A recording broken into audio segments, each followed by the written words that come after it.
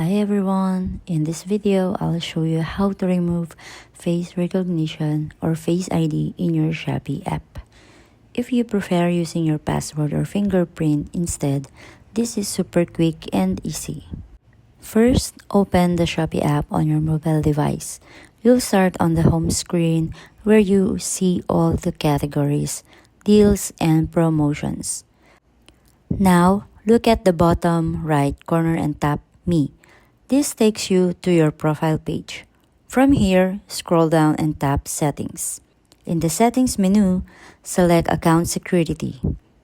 This is where you'll find all the options for keeping your account safe. Inside Account Security, tap on Face ID Authentication. You'll see a toggle switch. Simply turn this switch off, and that's it. Face recognition is now disabled for your Shopee account. Now, you can log in using your password or fingerprint instead of Face ID. Super quick, right? From now on, Shopee will no longer ask for Face ID when logging in or making payments. That's it! You've successfully removed face recognition in Shopee.